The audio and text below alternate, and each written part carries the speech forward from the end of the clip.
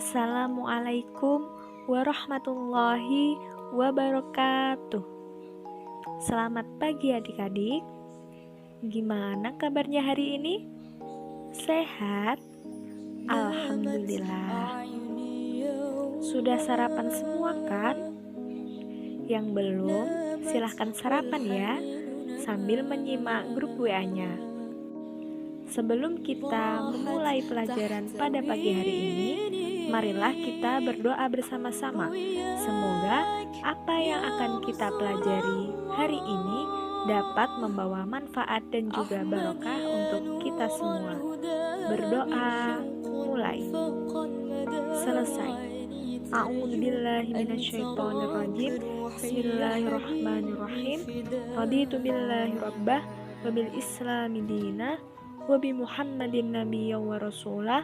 Rabbi zidni ilma warzuqni fahmah waj'alni minas sholihin. Amin. Seperti yang kakak bilang minggu kemarin, hari ini kakak akan menjelaskan mengenai bab tentang bertanggung jawab menjaga amanah. Baiklah, kita langsung mulai saja ya. Apa sih yang kalian tahu mengenai bertanggung jawab menjaga amanah? Ada yang tahu? Bertanggung jawab menjaga amanah adalah apabila seseorang diberikan amanah, maka orang tersebut harus menjaganya dengan baik. Karena setiap manusia memiliki tanggung jawab dalam menjaga dan melaksanakan amanah yang dipikulnya. Lalu, apa sih tanggung jawab itu? Pastinya kalian sudah tahu ya.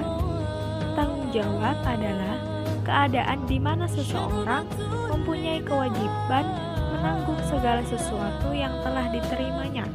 Jadi mereka mempunyai kewajiban bertanggung jawab atas segala sesuatu yang diberikan kepada mereka. Lalu, apa sih amanah itu? Amanah adalah sesuatu yang dititipkan kepada orang yang diberi kepercayaan oleh orang lain yang menitipkan amanah tersebut. Jadi, kita dititipkan amanah oleh orang lain, maka kita harus menjaga amanah itu. Itu yang disebut kita menjaga amanah dari seseorang itu. Lalu ada dua pendapat mengenai amanah. Yang pertama dari Ahmad Mustafa Al-Marawi. Menurut beliau, amanah adalah sesuatu yang harus dipelihara dan dijaga agar sampai kepada yang berhak memilikinya. Sedangkan menurut Ibnu Arabi, amanah adalah segala sesuatu yang diambil dengan izin pemiliknya atau sesuatu yang bisa diambil dengan izin pemiliknya untuk diambil manfaatnya. Maka dapat diambil kesimpulan bahwa amanah adalah menyampaikan hak apa saja kepada pemiliknya, tidak mengambil sesuatu yang melebihi haknya, dan juga tidak mengurangi hak orang lain. Jadi, amanah adalah kita harus menyampaikan hak amanah yang diberikan kepada kita untuk orang lain, dan kita tidak boleh melebihi maupun mengurangi sesuatu tersebut. Contoh dari kita bertanggung jawab menjaga amanah adalah dengan kita mengerjakan tugas tepat waktu. Hayo, siapa yang sering mengerjakan tugas telat-telat, mengumpulkan tugas telat-telat? Siapa, hayo? Nah, itu termasuk tindakan yang tidak menjaga amanah. Karena kita sudah diberikan amanah untuk mengerjakan tugas oleh guru kita, namun kita tidak menjaga amanah itu dengan baik karena kita mengerjakan tugasnya tidak tepat waktu. Jadi, mulai sekarang untuk melatih diri kita bertanggung jawab menjaga amanah, kita mulai dari hal yang terkecil ya. Contohnya, kita harus mengerjakan tugas tepat waktu. Mengerti? Oke, selanjutnya kita akan membahas beberapa ayat Al-Quran yang menjelaskan mengenai bertanggung jawab menjaga amanah. Yang pertama, terdapat dalam Quran Surah At-Tahrim ayat 6. Bisa dibaca sendiri ya dalam buku kalian masing-masing. Kandungan Quran Surah At-Tahrim ayat 6 yaitu Allah memerintahkan kepada umat manusia yang percaya kepada Allah dan Rasul-Nya untuk menjaga diri dan keluarganya dari api neraka yang bahan bakarnya terdiri dari manusia dan batu. Bagaimana sih cara kita menjaga diri dari neraka? Caranya adalah kita harus taat dan patuh melaksanakan perintah Allah dan meninggalkan setiap larangannya. Serta kita harus mengajak keluarga kita supaya melaksanakan perintah agama dan meninggalkan apa yang dilarang oleh Allah sehingga kita beserta keluarga kita dapat selamat dari panasnya api neraka.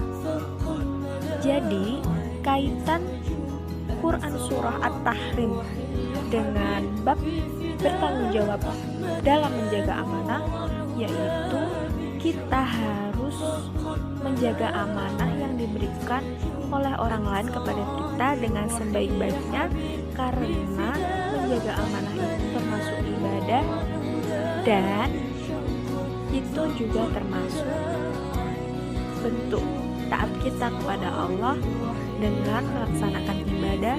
Selanjutnya terdapat Quran Surah Toha ayat 132, yaitu Allah memerintahkan Nabi Muhammad SAW dan umatnya agar menyeru keluarga masing-masing untuk mendirikan sholat dan sabar.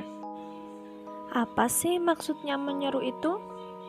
Yaitu kita harus memberitahu kepada keluarga kita bahwa dengan melaksanakan sholat dan diikuti dengan kesabaran dalam melaksanakannya, kita akan selamat dari siksa api neraka. Maka dari itu, sholat merupakan ibadah yang penting untuk dilaksanakan dan juga termasuk kewajiban umat Islam agar kita terhindar dari panasnya api neraka dan juga laknat Allah. Na'udzubillah min dzalik. Lalu kaitannya Quran Surah Toha dengan bab menjaga amanah adalah kita diberikan amanah oleh Allah Subhanahu wa Ta'ala untuk melaksanakan sholat, maka kita harus melaksanakannya, dan itu termasuk wujud atau bentuk dari kita sudah bertanggung jawab menjaga amanah tersebut dari Allah. Karena di akhirat nanti kita pasti akan mempertanggungjawabkan apa saja yang sudah kita lakukan di dunia ini, termasuk amanah tersebut. Lalu Quran surah selanjutnya ada Al-An'am ayat 70, yaitu Allah memerintahkan kepada Nabi Muhammad SAW dan orang-orang yang beriman agar meninggalkan dan memutuskan hubungan dengan orang-orang yang menjadikan agama sebagai permainan dan bahan senda gurau dengan memperolok-olokkan agama tersebut. Kenapa kita disuruh memutuskan dan meninggalkan hubungan dengan orang-orang tersebut? Karena mereka mengerjakan perintah agama dan melakukan apa yang dilarang oleh Allah itu atas dasar karena mereka ingin main-main dan tidak bersungguh-sungguh. Maka dari itu kita diperintahkan untuk menghindari atau meninggalkan orang-orang yang berlaku seperti itu. Untuk ayat selanjutnya yaitu Quran Surah An-Nisa ayat 36. Dalam ayat ini menjelaskan tentang kewajiban kita kepada Allah dan juga kepada sesama manusia. Perintah dari Allah ini merupakan perintah ibadah, tetapi bukan hanya ibadah ritual saja, yaitu ibadah mahdhah, tetapi juga mencangkup ibadah ghairu mahdhah. Apa sih ibadah mahdhah? Ibadah mahdhah adalah ibadah yang cara, kadar, dan juga waktunya telah ditentukan oleh Allah dan Rasul-Nya, seperti sholat, zakat, puasa, dan haji. Sedangkan ibadah ghairu mahdhah yaitu semua pekerjaan baik yang dikerjakan dalam rangka hanya untuk memperoleh ridho dari Allah. Jadi, kita diperintahkan untuk tidak hanya melakukan ibadah mahdhah saja, tetapi kita juga harus melakukan ibadah ghairu mahdhah. Apa sih contohnya ibadah ghairu mahdhah? Yaitu berbuat baik kepada orang tua, kerabat, anak yatim, orang miskin, dan juga tetangga. Maka dari itu, kita harus berbuat baik kepada sesama manusia, entah itu tetangga maupun orang lain yang jauh ataupun dekat dengan kita. Dan kita tidak boleh menyombongkan atau membanggakan diri. Selanjutnya, Quran Surah Hud ayat 117 sampai dengan 119.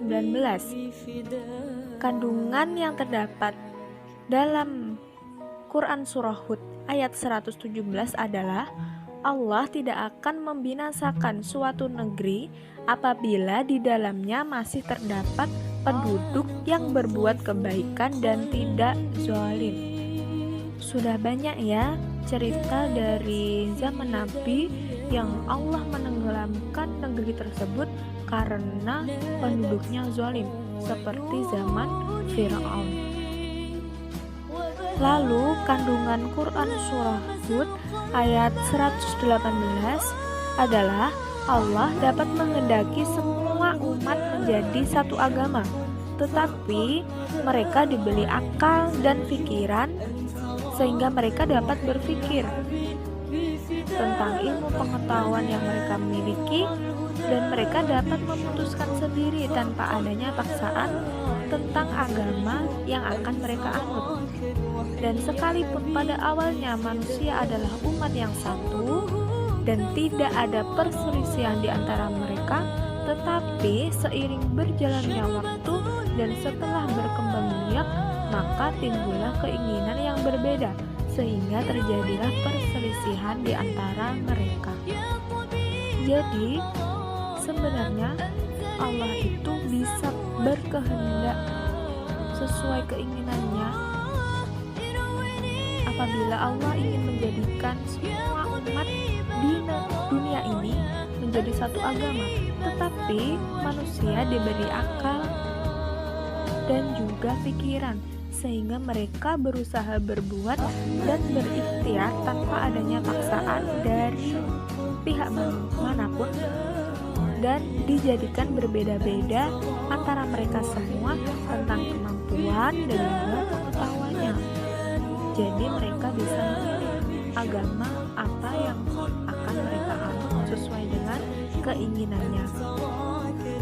Lalu kandungan pada Quran Surah Hud ayat 119 adalah perselisihan tidak hanya terjadi antar umat beragama saja, tetapi juga dari sesama pemeluk agama yang sama juga terjadi perselisihan, kecuali orang-orang yang mendapatkan rahmat dan juga hidayah dari Allah Subhanahu wa Ta'ala. Dan di akhir ayat ini Allah juga menegaskan bahwa telah menjadi ketentuannya akan memenuhi neraka jahanam dengan manusia dan jin. Siapa saja yang akan masuk ke dalam neraka jahanam sesuai dengan kehendak Allah? yaitu mereka yang berbuat jahat di muka bumi ini, termasuk orang-orang yang tidak menjaga amanah dengan baik. Maka dari itu, mulai sekarang kita harus membiasakan diri sejak sekarang dan juga memulainya dari hal-hal terkecil, bahwa kita harus menjaga amanah yang diberikan oleh orang lain kepada kita dengan sebaik mungkin. Pada bab tentang bertanggung jawab menjaga amanah ini, tidak hanya Al-Quran saja yang dibahas, tetapi juga ada hadis yang mengenai bertanggung jawab menjaga amanah. Terdapat 3 hadis dari Imam Bukhari, Imam Abu Dawud, dan juga Imam Bukhari dan Muslim. Bisa dilihat di bukunya masing-masing ya adik-adik.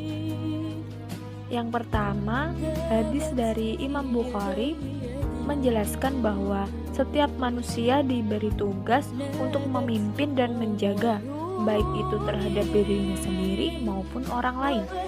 Tugas adalah amanah, dan hal tersebut akan dipertanggungjawabkan di akhirat nanti. Jadi, Imam Bukhari sudah menjelaskan pada hadis ini bahwa setiap manusia itu diberi tanggung jawab sebagai pemimpin. Kasih tanggung jawab itu yaitu diberi tugas, dan tugas adalah amanah. Dan amanah tersebut akan dipertanggungjawabkan di akhirat nanti. Yang kedua, ada hadis dari Imam Abu Dawud, yaitu hadis ini menjelaskan tentang pentingnya melaksanakan sholat. Kenapa sholat itu penting? Karena itu merupakan perintah dari Allah kepada kita, agar kita bisa selalu dekat dengan Allah. Dan yang ketiga, sekaligus hadis terakhir, ada hadis dari Imam Bukhari dan juga Muslim. Hadis ini menjelaskan bahwa Islam adalah agama yang sangat menekankan tentang persaudaraan dan kasih sayang. Itu tadi ya penjelasan tentang ayat-ayat Al-Quran dan juga hadis mengenai bertanggung jawab menjaga amanah. Selanjutnya, apa saja sih perilaku orang yang bertanggung jawab menjaga amanah? Dalam Quran Surah At-Tahrim, bertanggung jawab menjaga amanah dapat tercermin melalui apabila kita selalu taat dan patuh melaksanakan perintah dari Allah dan meninggalkan larangannya. Dan tidak hanya kita sendiri, kita juga harus mengajarkan kepada keluarga kita agar senantiasa patuh melaksanakan perintah Allah dan juga menjauhi larangannya, agar kita dan keluarga kita semua dapat selamat dari api neraka. Jadi di saat kita taat dan patuh melaksanakan perintah Allah, maka dimulai dulu dari diri kita sendiri ya, baru menyuruh orang lain. Selanjutnya, sikap yang tercermin orang-orang yang bertanggung jawab menjaga amanah dalam Quran Surah Toha, yaitu kita mendidik keluarga kita untuk senantiasa melaksanakan sholat dan juga bersabar dalam melakukannya. Maka itu wujud dari bertanggung jawab menjaga amanah dari Allah. Selanjutnya, sikap yang tercermin dalam Quran Surah Al-An'am, yaitu kita senantiasa bergaul dengan orang-orang yang tidak menjadikan agama sebagai permainan dan senda gurau, dan kita selalu mengisi waktu dengan perbuatan yang bermanfaat. Quran surah selanjutnya yaitu An-Nisa.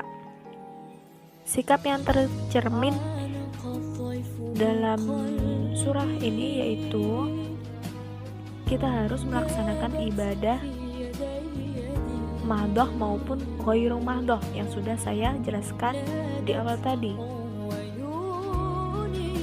Bagaimana sih sikap itu? Kita harus selalu berbakti kepada kedua orang tua, berbuat baik kepada kerabat, berbuat baik kepada tetangga, anak yatim, orang miskin, dan juga teman kita. Dan kita harus menjauhkan diri dari sifat sombong. Dan yang terakhir, Quran Surah Hud. Bagaimana sikap bertanggung jawab menjaga amanah?